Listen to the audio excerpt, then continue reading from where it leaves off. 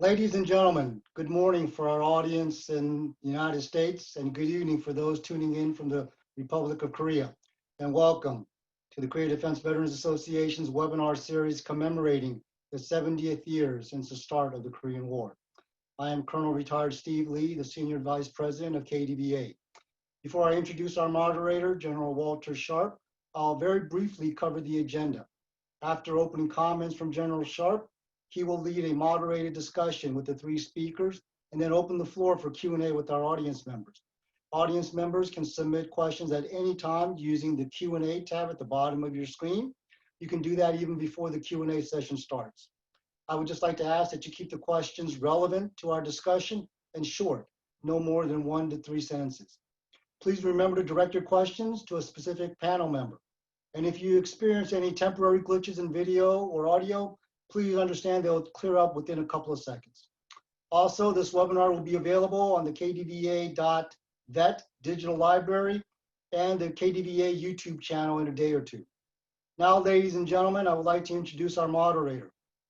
General Skip Sharp was the 4-star commander of the United Nations Command, Combined Forces Command, and U.S. Forces Korea from 2008 to 2011. He describes this position as his dream assignment for many reasons. Paramount is his deep love and commitment to South Korea and the ROK-U.S. alliance. His deep connection with Korea began with his father, then Lieutenant Earl Bill Sharp, who fought in the Korean War with the 40th Infantry Division in the Heartbreak Ridge to Punchbowl area. Bill Sharp came home in 1953 to see his son for the first time. Unfortunately, Colonel Sharp passed away in 2006 before he could see his son earn his 4th star. I remember first meeting General Sharp and his wife Joanne when he had just taken command, and I was the Assistant Army Attaché in Seoul. From the beginning, it was clear to me that he cared deeply for the alliance. They were an amazing command team, and they made a huge impression on the Korean people. I always wondered why General Sharp had such passion for the alliance and why he worked so actively, even in retirement, for the alliance, and why he volunteered so much time to KDVA as president and chairman. Now I understand better. And I understand better why he is so highly regarded in both Korea and the United States. To best put this into perspective, I recall coordinating for KDVA's Wartime Operational Control Transition Conference last December, and we were asking very senior officials to participate. One of the senior officials simply said, "Anything for you, Skip." That is the kind of respect and regard that General Sharp inspires, and we are very thankful that he is here with us today. So ladies and gentlemen, our moderator, General Sharp. Sir. First, thank you, Steve. That's quite an introduction. Probably the best I've ever had. Thank you. A little bit long, but it was very good, so thank you. And hello to everyone across this great ROK-U.S. alliance in the Republic of Korea and the United States. And welcome to KDVA's webinar on fulfilling our veterans' legacy, the enduring nature of our alliance for the ages. This webinar is part 2 of our series on the 70th commemoration of the start of the Korean War. We had a very touching webinar yesterday with Korean War veterans and a family member who shared their extraordinary stories of selfless service and sacrifice. This webinar follows that narrative, and we will discuss how we can carry on their legacy to ensure the ROK-U.S. alliance remains strong, continues to defend South Korea, and continues to protect the Republic of Korea and the United States' national interest. This irreplaceable ROK-U.S. alliance is one of the best examples of what two countries can accomplish together by sharing values and working for mutual benefit. Our Korean War veterans and their families sacrificed to defend freedom of the South Korean people so that it could rise to be a world leader in many areas of society. The defense veterans and government civilians who served and are serving in Korea continue to ensure that we preserve and build on this living legacy. Their work has turned our partnership and friendship into an alliance for the ages. And upholding this alliance and supporting and enhancing it so that both of our countries can live in security and prosperity is the calling and the mission of the Korea Defense Veterans Association. To talk about the importance of the ROK-U.S. alliance during the 70th commemoration of the start of the Korean War, we will discuss three main topics: the Korean War's place in shaping Korea-U.S. relations, the need for a strong alliance, what are we doing to ensure Korean War veterans' sacrifice and service today live on today and into the future, and also to highlight the Wall of Remembrance, an enduring example of the alliance for the ages. And we have a truly distinguished panel today of experts and senior leaders who will talk about these topics. The first is General John Tilelli, the former commander of United Nations Combined Forces Command in U.S. Forces Korea.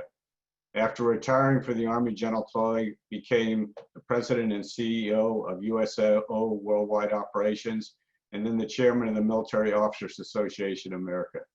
He is truly one of the most respected former commanders of UNC, CFC, and USFK, and last year was awarded the Ministry of National Defense's highest honor, the Paek Sun-yup Award.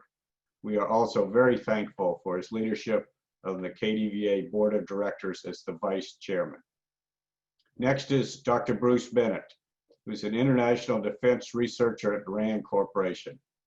I don't know of any other Korean or alliance expert who has the breadth and depth and knowledge of Dr. Bennett. He has traveled over 120 times to the Asia region, and it has influenced research and thinking on the future of the Republic of Korea military force requirements, understanding and shaping the ongoing Korean nuclear weapon crisis, Korean unification, potential Chinese intervention into Korean contingencies, and deterrence of nuclear threats. We are especially thankful for him joining us today from California at 5:30 in the morning. Thank you, Bruce. And then finally, General Shin. General Shin Kyoung is a former Republic of Korea Defense Attaché to the United States. General Shin is a very respected senior leader of the ROK-U.S. Alliance. As the Secretary General of the Korea-U.S. Alliance Foundation, or KUSA, General Shin has brought together the Republic of Korea and U.S. governments, veterans organizations, and corporate sponsors to raise awareness and keep paramount the work of the ROK-U.S. Alliance. Some people call me the father of KDVA. If that is true, General Shin is the mother. Thank you for all of your great support all the way through this. And again, thank you for joining us tonight at 9:30 this evening in Seoul. So let's get started. This question goes through all three of our panel members. The ROK-U.S. Alliance was born in the blood of the Korean War. It has continued to grow and strengthen for the last 70 years. Today, the alliance is strong and multifaceted. During armistice, the Republic of Korea military defends the Republic of Korea on a daily basis. United Nations Command maintains the armistice. CFC deters North Korea and prepares to fight tonight. And USFK ensures U.S. troops are trained and ready. To each one of the panelists, what are the key lessons the alliance has learned over the last 70 years, and what do you see as the major strength of the ROK-U.S. Alliance? And we'll start with General Tilelli. Thanks, General Sharp. Let me first say thanks for letting me participate in this. I think it's very important, and thanks to the other panel members. Yesterday, I had the opportunity twice to be at the Korean War Memorial in Washington, D.C., once with the President and once with Ambassador Lee. And as I was there, I thought through the questions that were going to be asked today. And I said, what is this miracle alliance all about? Because it truly is a miracle. You look at the Republic of Korea, it's a miracle of any alliance. It's a model alliance for around the world. It's one of 4 tenets, and I'll talk about one of them particularly, but realistically, the strength of the alliance is made up more than just the military. It's the people to people, the American people and the people of the Republic of Korea that make the alliance so strong. Secondly, it's the political alliance, meaning between administrations, national assemblies and congresses, and those that represent our populations. Third, it's the military part, which General Sharp certainly very succinctly put forth in his discussion. And fourth is the diplomacy. And if any of those tenets become weak, or any of those pillars become weak, the alliance becomes weaker. And we're very fortunate that the alliance is very strong and has been very strong for 70 years.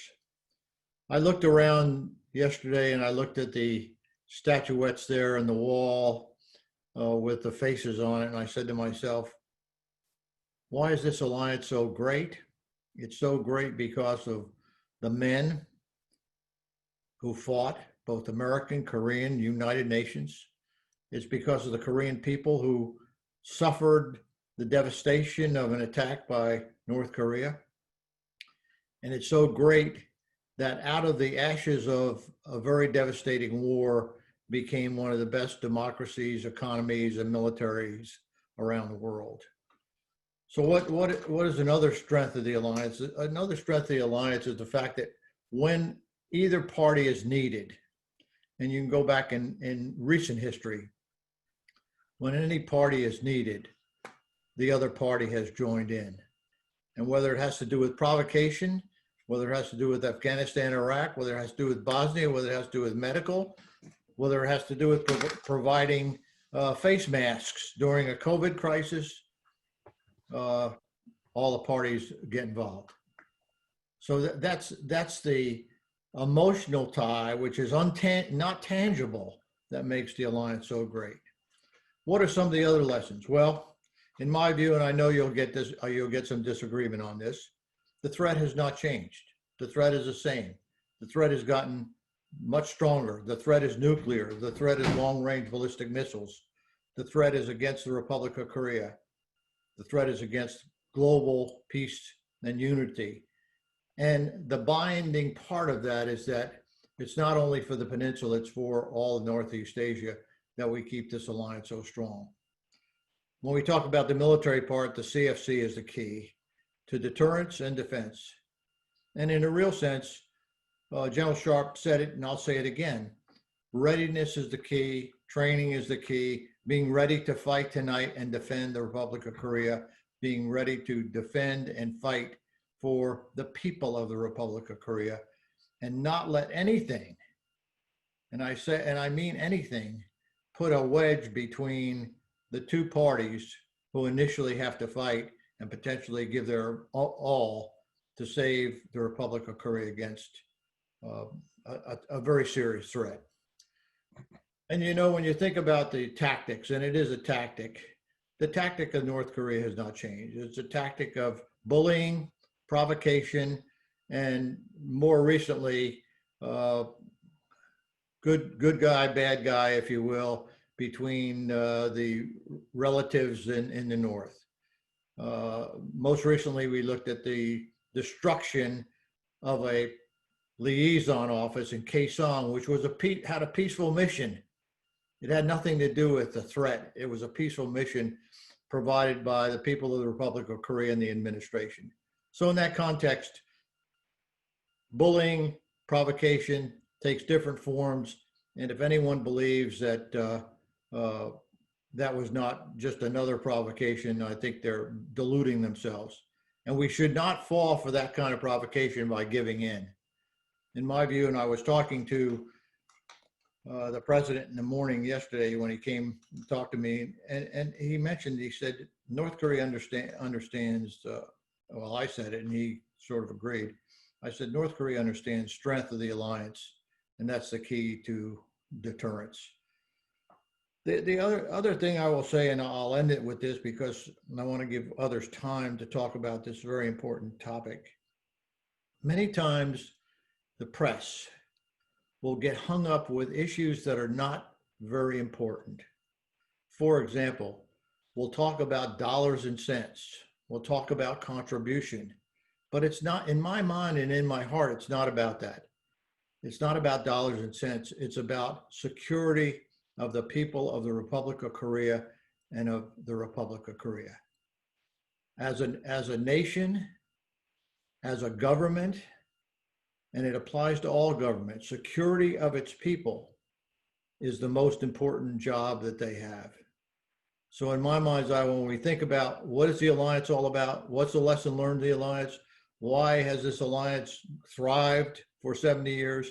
It's because we've had the common thread of security of the Republic of Korea, safety and security of the people of the Republic of Korea as we go forward. So with that, I'll end my little discussion. Be glad to talk about it later on. And thanks again for listening. Great. Thank you, General Tilelli. Bruce. It's a pleasure to be here today. I appreciate the opportunity of participating with such renowned military leaders. I think the key to any alliance is recognizing that you've got a threat. If you don't have threats, you usually don't have alliances. And we can notice from the Korean War that the threat from North Korea really hasn't changed very much. They still want to unify the country under their control. This is the key that we are facing potentially from North Korea. And in terms of doing that, they have recognized over time that the important things for them to do that is to break the US ROK alliance and then have a military leverage on South Korea to be able to either conquer or control. Those things haven't changed. Those things continue.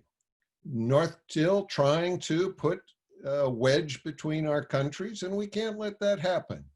We have to recognize that we are operating together, that we face a common threat from North Korea to our interests, and we've got to work together to deal with that. How do we do it? The key is deterrence at this stage. We don't want to fight another war. But to deter, you have to be strong. You have to have defensive capability and brotherhood of arms that you're prepared to work together. Those are the things that we have to bring to this with all the technologies and capabilities. We have to be prepared to protect ourselves as well, because if at some point deterrence fails, we don't want to win a Pyrrhic victory. We want to win in a way that will provide us continued peace and security in the aftermath. And so it requires strength in the alliance, and that is something which has endured throughout the period of the alliance. I'm grateful for the opportunity of having been able to deal with Korean issues, but I think we have to be particularly focused on the North Korean nuclear weapon threat. The interest of our president and of our current military leaders in controlling that is absolutely key. One North Korean nuclear weapon of the size of the 2017 nuclear test in North Korea would kill or seriously injure about 3 million people in Seoul. We can't let that happen. We've got to try to get that under control. Thank you. Thank you, Bruce. And from Korea, General Shin. Okay, you're on mute. It's my great pleasure to be here with General Tilelli, General Sharp, and Bruce, and all of my great big mentors. And so I think in overall, I agree with what General Tilelli and Bruce mentioned about the alliance and the threat. And I think no doubt about that, and everybody aware of that. And based on the actually questions from the General Sharp, it's the 70 years of the alliance, and it's a long history. In Korea, when we become the 70 years old, we call 고희. Actually, it means very rare case, and I believe it means it's very special. And the alliance 70 years is very special. I think that we have learned many lessons during that 70 years. There has been up and downs in our alliance histories, but I do believe that the alliance has been the cornerstone and the linchpin of the Korea defense, Korea security, and also the prosperity of the Korean Peninsula. And if you ask me what are the lessons, I think the lessons that I learned from this alliance history is that maintaining the strong alliance is not free, and it takes a lot of efforts and it takes a lot of sacrifice. I think the same is true for the future. And regarding the strengths of the alliance, I'd like to point out that the one very special expression that actually originated from the Korean War, like the history of the alliance, that is the 같이 갑시다 spirit, which means that we go together spirit. Actually, this has been right now the motto of the alliance, and actually that expression first used by the General Baek Sun-yeop, the Korean hero of the Korean hero during the Korean War. And I'm certain that the spirit will continue to become the main strength of the alliance in the future.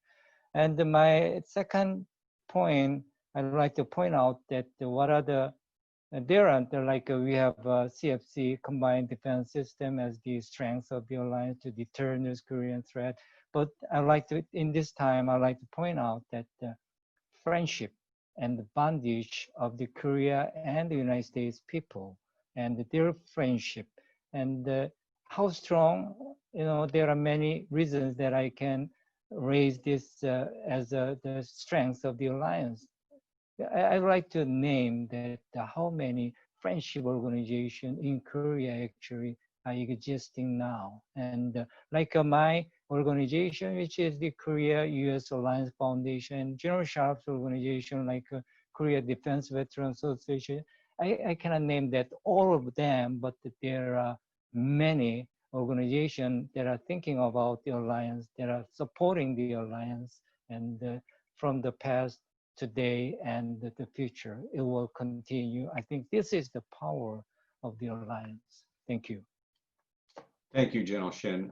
And to all the participants, just as a reminder, if you have a question for any of the panelists, if you click on that question icon at the bottom of your screen, you can submit your questions. And after we get through the prepared questions, we will open it up to the audience questions.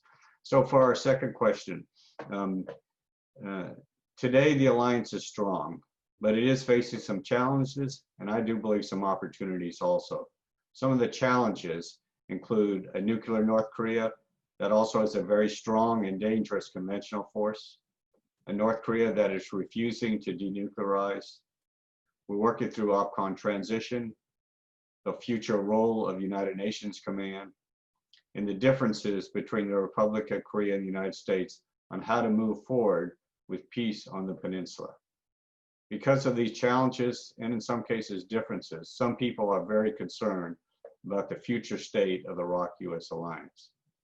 I'd like to get your thoughts and recommendations on what are some of the key things as we move forward in the alliance of the future that you think are necessary in order for us to keep this alliance strong, to continue to deter North Korea and hopefully force them to denuclearize in the future. And we'll start with Dr. Bennett. Thank you. I think we have to recognize that President Moon has done an excellent job of negotiating with Kim Jong-un. A lot of people look at the Panmunjom Agreement from April of 2018 and say, oh, it's just not very strong on the nuclear issue. But I think they miss Article 1.1 of that agreement, which says that North and South Korea will fully implement all previous agreements and declarations.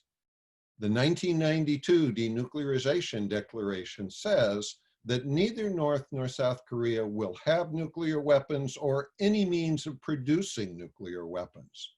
And so when Kim Jong-un signed the Panmunjom Agreement in April of 2018, he was in violation of that very agreement he was signing.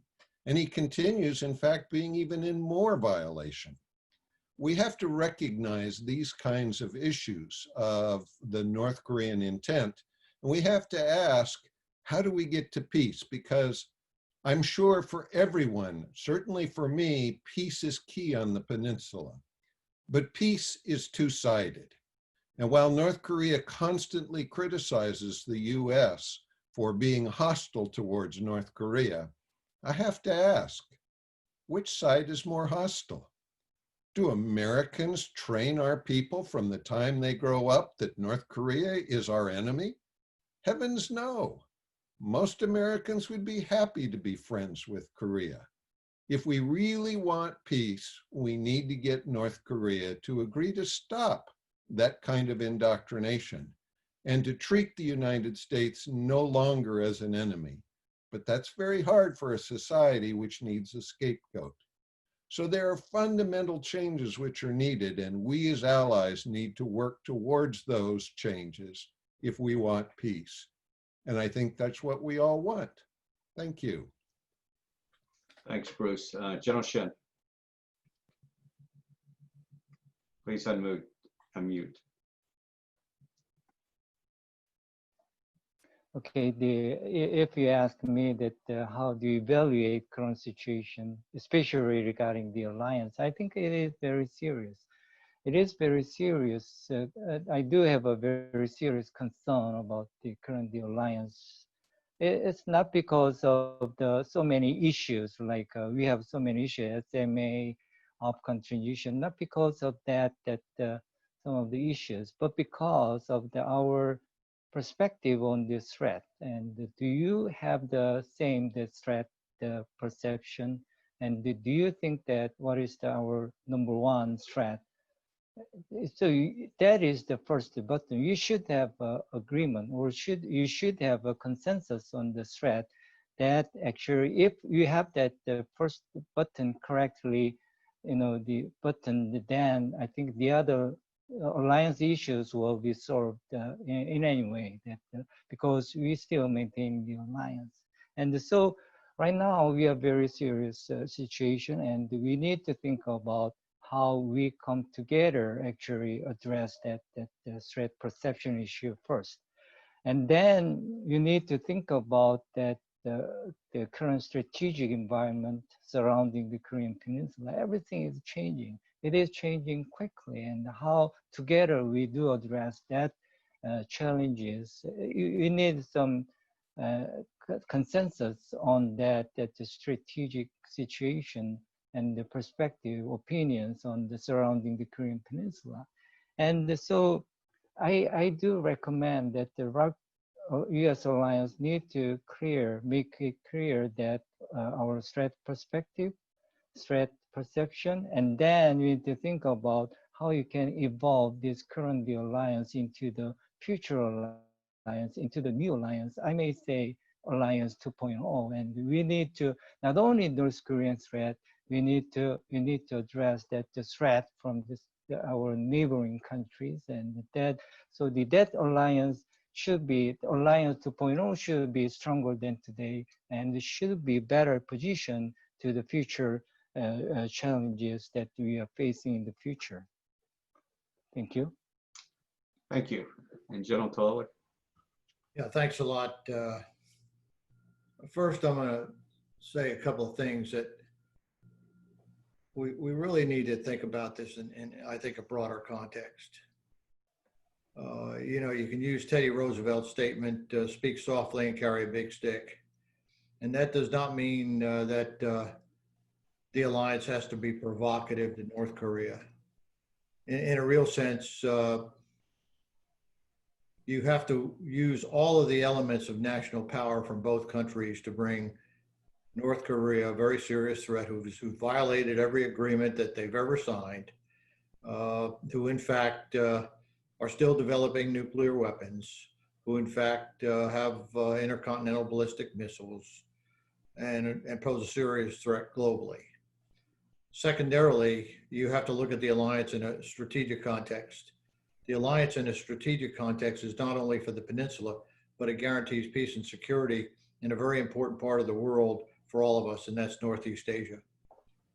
I think, thirdly, when we think about the alliance, we have to think about it in the context that no matter what we do, we don't want peace at any price. We want peace that is truly peace. Never give up freedom and democracy to sign a faulty peace agreement with an adversary who, as Bruce Bennett says, has the same goal in mind, and that's domination over the Republic of Korea and its people. So in that context, as we look at the growth of this alliance, and it has grown, it's a very mature alliance. You know, many people look at the ROK-U.S. Alliance, especially those who have not been part of it over the years, as a big brother, little brother alliance. It is not that at all. It is equal partners who have the same goal in mind, who in a real sense, as General Shin said, go together, and we have to continue to go together. And that does not mean that there will not be disagreement. Even in families, there are disagreements, but good families figure out what those disagreements are and how they bring things together so you have a happy solution. There will always be disagreements. There are disagreements in every alliance and every family that if you truly want to keep it together, you work through the major issues, and there are always major issues. The other aspect of it, and it's a lesson learned for me anyway over the course of the years, that when disagreements are, and I won't say solved because they'll never solve, when they're brought out and discussed openly rather than between the two partners, they become issues that don't have to be as flammable, if you will, or volatile as they would be if they were discussed and solved. So how do you solve all those things? How do you think about going OPCON transition, which is one of the issues that General Sharp raised in the question? Well, we had a blueprint for OPCON transition. And in a real sense, the blueprint was tied to many various milestones. When you reach that milestone, we should do OPCON transition. And it's not a matter who leads, it's a matter that we are together as we go forward. And once again, my bottom line to all of this is the most important thing that we, as those who support the alliance, the most important thing that we have to think about is peace and stability on the peninsula, in the region, protection of the people of the Republic of Korea, protection of the peninsula, and how we go forward, how we keep the alliance together. Because the linchpin, and I use the term linchpin, the linchpin of our alliance has been the CFC and the military part of the alliance, when everything else is, there's lots of discussion on and issues associated with the alliance. The CFC has kept everything together. And remember, as General Sharp pointed out initially, you have many elements that the commander is responsible for, but the fighting element is a Combined Forces Command. And the Combined Forces Command, which are ROK brothers and American brothers fighting side by side or deterring side by side every day, every night, and being ready to fight tonight. Thank you. Thank you, General Tilelli. And this final question before we turn to the questions from the participants is for General Shin and General Tilelli. Both of you have worked for many years to strengthen the alliance through the establishment and support of the Korea Veterans and Defense Associations and monuments to honor those who have and are serving. On the 70th commemoration of the Korean War, what you see as their importance and the benefit of these organizations and memorials. Also, for General Tilelli, can you please speak on the status of the Korean War Veterans Memorial Foundation and the Wall of Remembrance project? And we'll start with General Shin. I think the Korean, first of all, the Korean War Memorial is, I believe it is the birthplace and it is the holy place of the alliance. And I think the Korean War Memorial make the Korean War a not forgotten war, and make the Korean War veterans unforgettable. So when I was defense attaché to the USA, and I always recommend everybody needs to visit the Korean War Memorial. You will learn the lessons. You will feel something that what the Korean War veterans want to say to us, what they want to pass, what are the messages they want to tell us. So I believe that the Korean War Veterans Memorial is that contribute to make our alliance strong and also make our alliance endure. And right now we have, as you know, that we have a Korean War veterans who fought during the Korean War. They have the association. And also we have Korea defense veterans who served after the Korean War for almost 70 years. And both the Korean War veterans and the Korea defense veterans, they served to the peace and the prosperity of the Korean Peninsula. And without their sacrifice and dedication, the Korea cannot exist. And today, the Korea, we live, as General Tilelli mentioned, that how the Korea has been developed. And it's because of the sacrifice of that the Korean War veterans, as well as the Korea defense veterans. So they are together, actually, they together have contributed to that today's Korea. And I believe that the Korean War veterans and Korea defense veterans have carried out the missions to pass the lessons, the messages of the Korean War and the Korean War veterans today. And I think they have done that very successfully. And I hope that that will continue in the future. And I do support that their efforts, Korea defense veterans and the Korean War veterans, to do their roles in the future. Thank you. Thank you. And General Tilelli. Well, let me talk about the Wall of Remembrance because I think that's important. I think General Shin highlighted the memorial. I was selected to be the chairman of the Korean War Veterans Memorial Foundation last year, just about a year ago.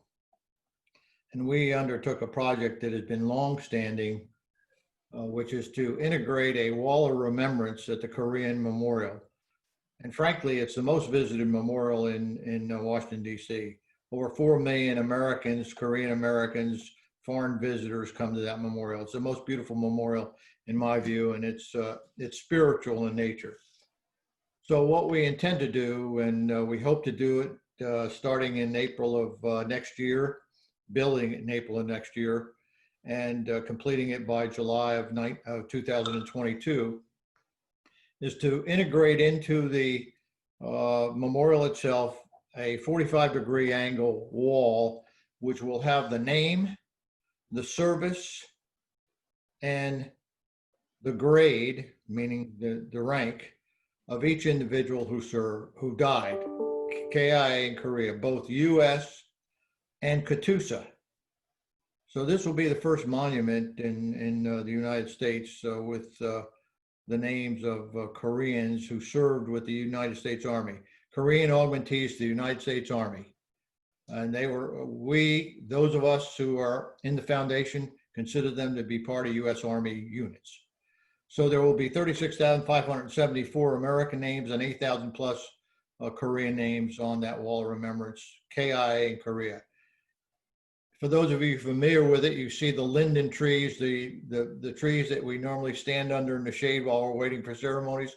Around the back of that, there will be a semicircle that ties into the main memorial, 45-degree angle wall with all the names on it.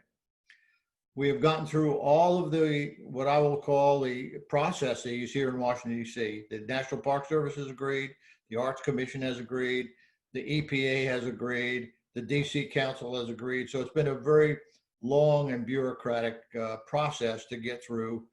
We have selected a wonderful architect, and I will ask Jim Fisher, who I think is on this call, to send a copy of the artist concept so we could put them on the website, Skip, if you would agree. We've gotten through that. We've selected Hartman and Cox. They've done the designs. They've gotten them all approved. We've also had it put out an RFP. We've selected a contractor. We're doing some of the preliminary work already, sounding, looking at the dirt and how deep we have to go. We have to replace some of the linden trees or maybe all of them. This has been a joint and coordinated effort with the Ministry of Patrons and Veterans Affairs in the Republic of Korea, with the Korean administration. The money is going to be ROK and U.S. money through donations. And in a real sense, the Embassy of the Republic of Korea, General Pyo, who is the defense attaché, Ambassador Lee, who of course is the current U.S. ambassador, have all been part of the process. The Minister of Defense in the Republic of Korea has seen it and approved it. The Minister of Patriot and Veterans Affairs have seen it and approved it. So we're moving ahead, and we hope that this will prove to be a beautiful addition to the memorial. Now, what's the purpose? There are about 4 purposes. One is to show that this is an alliance of the ages. That's very important. The ROK-U.S. alliance, with the 4 million people a year who see it, will understand the sacrifices to make this miracle happen. The second thing is to honor those who fell and gave their all for the people of the Republic of Korea and for democracy and freedom in the Republic of Korea. The third part, which is important, is to educate Americans over time. Every day someone sees that, they'll understand what are the costs of war. The costs of war are not, they're not colonels, they're not generals, but they're young men and women who go to places, just as we said at the beginning, that they've never been, and for people they have not known, to fight and die for a cause. And I think the fourth piece is to protect for the long term, not only this wonderful memorial downtown, which again, I think is spiritual, but also to show people that this alliance is not a fleeting alliance. It's not an alliance of that is only 70 years old and not going to be, it's an alliance that's going to go on forever. And it's our job to make that happen. And it's done through KDVA, it's done through the Memorial Foundation, it's done through many people who have in their heart the Republic of Korea and the United States alliance. I'll be glad to answer questions on that as we go along if there are any. Great, thank you, General Tilelli. And now to the audience questions. And the first one revolves around really kind of what you all had talked about during the second question. And it's the way forward with North Korea. Some people have said that there's, a disagreement, a rift a little bit within the alliance between the way that South Korea wants to handle North Korea versus the U.S. to move towards denuclearization and a reunified peninsula. And some people point to the fact that President Moon is trying to do smaller things to establish a relationship and then build trust and then move towards hopefully denuclearization within North Korea. Where many say that on the U.S. side, we come at it the other way around with very strong sanctions, a strong military force, to be able to say, start a denuclearization process, then we'll trust you and then build a stronger relationship as we go forward.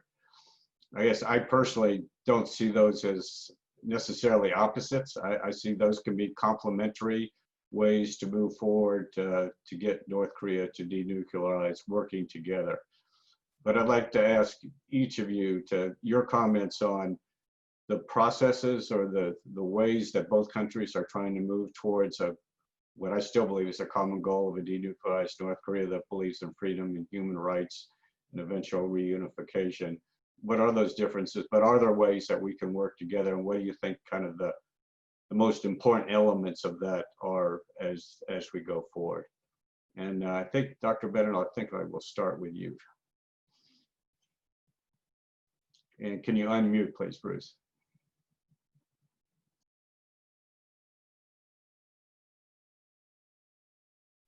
I think we have to recognize that North Korea is not going to surrender to the United States and South Korea. They have pride, they have a leadership that's supposed to be totally independent and godlike. For us to work with North Korea, we've got to do a carrot and stick kind of offering. We've got to make sure that it has both teeth that get the nuclear problem under control, but also that it offers them things that they need. The current sanctions, I think, are working. Kim Jong-un on June 7th held a Politburo in which he discussed the fact that he's not even able to feed the people in Pyongyang right now. And if he can't feed the elites, he's got trouble. So I think we're at a point where we have some leverage. We should apply that leverage, but we have to apply it with also the carrots. We have to offer things that are useful. The useful things can be some degree of relaxation of sanctions, but also need to have North Korea to shut down their nuclear weapon production and to start controlling some of the threats that they pose. This shouldn't be hard for North Korea to do, but it is a challenge that we've got to work with. We can work together to do that. And fundamentally, President Moon wants to have a peaceful coexistence with the North. And if it's a carrot and stick program, it should meet that, but also get to the US interests. Thank you. And General Shin?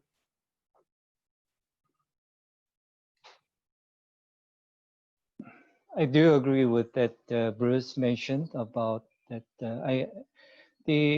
Regarding the denuclearization of North Korea, I think it's not as many. I don't believe that. I don't think that North Korea will give up their nuclear weapons. But anyway, we have to do denuclearize North Korea, and so that is not an easy task. I think it takes time. I'm not sure how many years, but maybe 10 years, 20 years, 30 years. I don't know. But I think the important thing is that there are some different opinions. I do believe that Korean government, and they try to actually, they understand that the sanctions, the Korean government is doing that the South and North cooperation under the sanctions framework, but that there are some different opinions regarding the reaching out the North Korean denuclearization issue.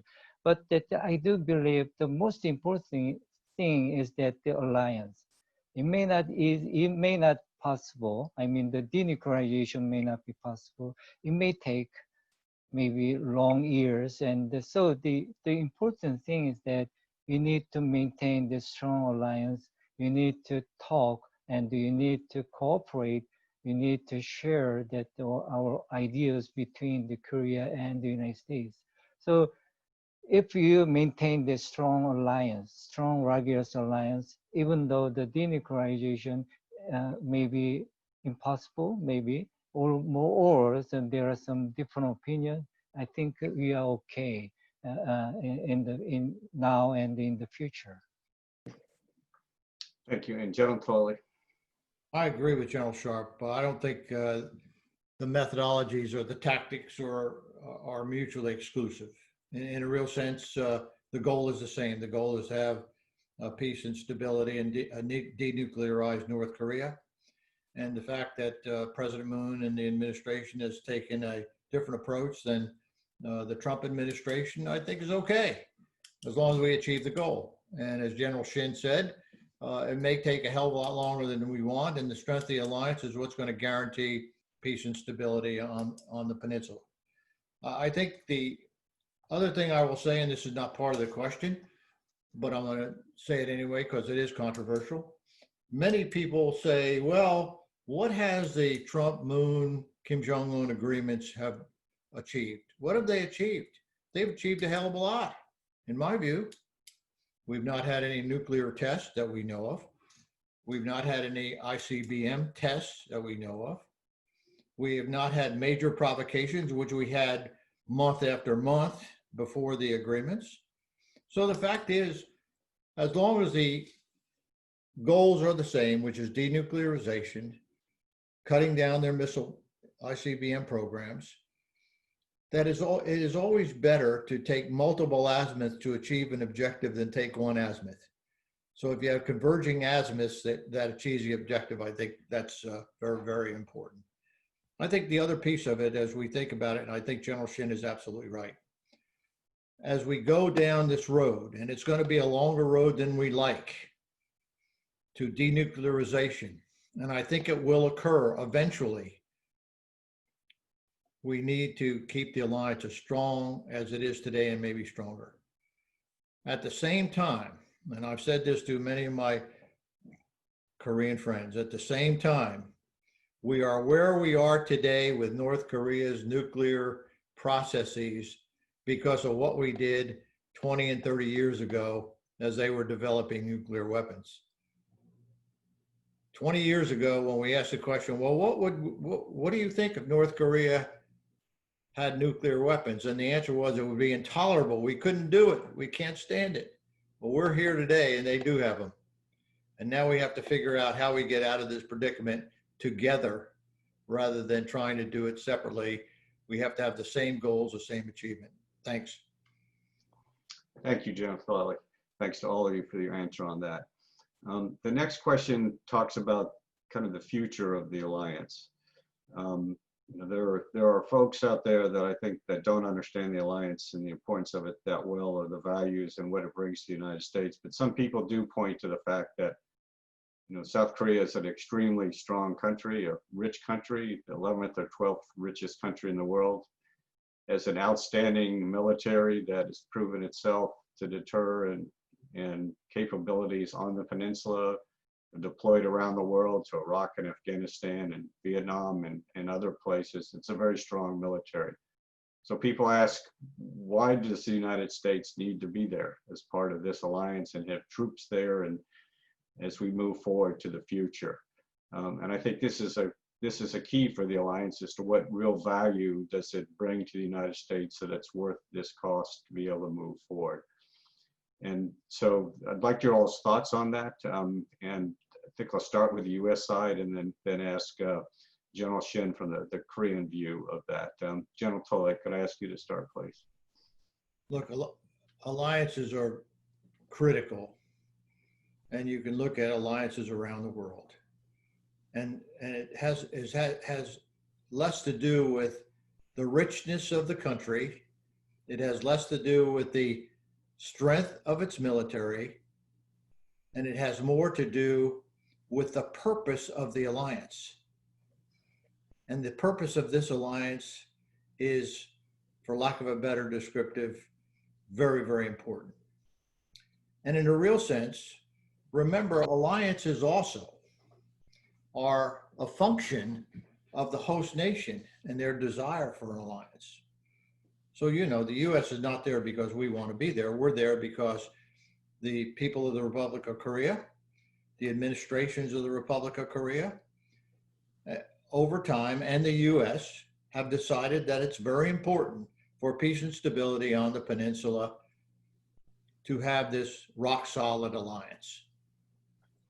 And the rock-solid alliance, again, has the same purpose. The purpose is peace and stability, deterrence, and if necessary, fight and win. So in that context, what's an alliance for? An alliance, by its very definition, is a grouping of like-minded countries that want to achieve the same goal. So in that context, it's very important. And that's not to say exactly what the questioner asked. The ROK is a very strong country. It has a tremendous economy. It has a tremendous military with great military leadership. It is a country that can stand alone. But when you think about this alliance, you cannot think about just the Republic of Korea.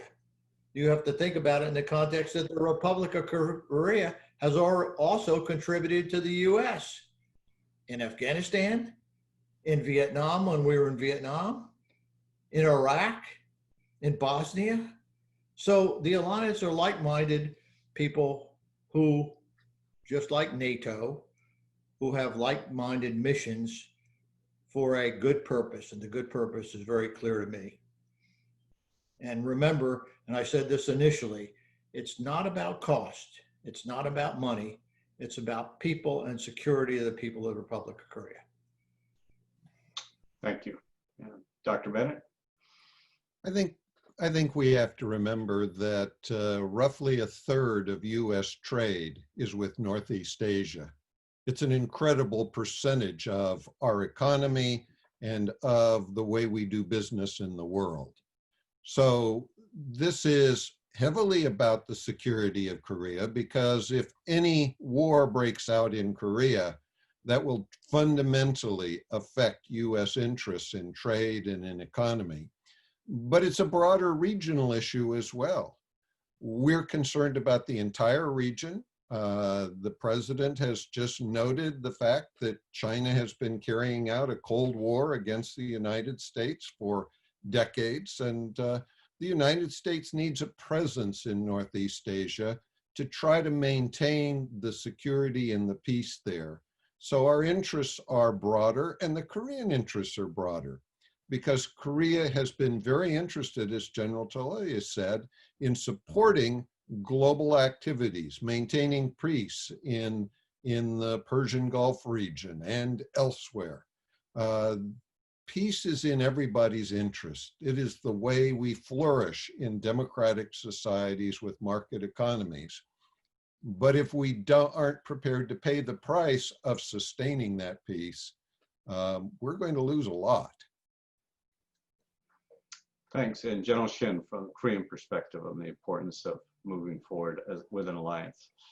I think this is the really alliance discussion, and I exactly same opinions with General Tilelli and Bruce, and I actually wrote down that the 3 points, but General Tilelli and Bruce already mentioned that everything, so I don't have anything to add, but that I'd better say like the alliance is mutually beneficial, and the presence of the USFK and the US the capabilities on the Korean Peninsula is to deter North Korean threat.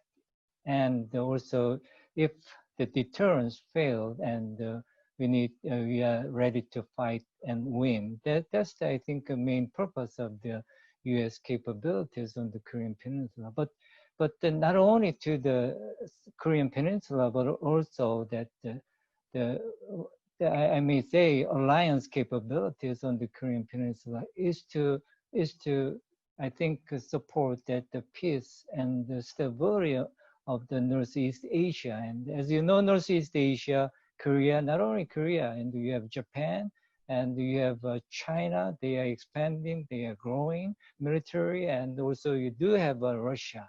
And so the peace and the prosperity of this region actually impact the overall that the Indo-Pacific region, and eventually that it will impact on all the global areas. So I think this is a mutually beneficial issue between the Korea and the United States. And so as the General Tilelli and Bruce mentioned that if we do have some reduced, the threat on the Korean Peninsula, I'm pretty sure that Korea will expand our capabilities, our support to the other countries in the world, and together with the United States, and you can provide security support to any countries that they need. I mean, you may go together with the United States. Thank you.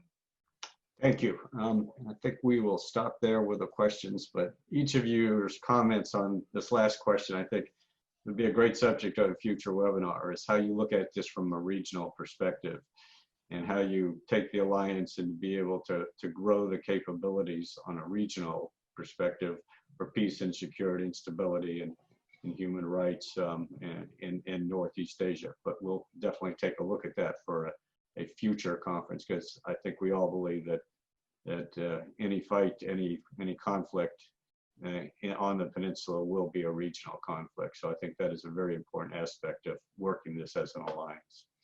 So again, thanks to everyone. I think this has been a great webinar and discussion. I'd really like to thank General Tilelli, Dr. Bennett, and General Shin for joining us today. Your all's insights and advice have given us a lot to think about, and I would like to encourage everyone to take what we were discussed here today and look for ways to continue to contribute and grow the Republic of Korea-US alliance. We have proven during 7 decades of working together how successful the alliance can be. We need your support to continue to keep the alliance strong and relevant for both the Republic of Korea and the United States. Please consider joining the Korea Defense Veterans Association and adding your voice for the cause of supporting our veterans and the ROK-U.S. Alliance. And I'd also like to thank all of our sponsors like Hanwha, who have made long-term commitment to supporting KDVA so that we can conduct programs like this. Finally, we very much look forward to seeing you again on our next webinar about United Nations Command on 27 July. And the panelists will be two former United Nations Command commanders, General Scaparrotti and General Brooks. We will send the details out to everybody very shortly. Again, thank you for everybody's participating. And again, I think an excellent seminar and webinar today.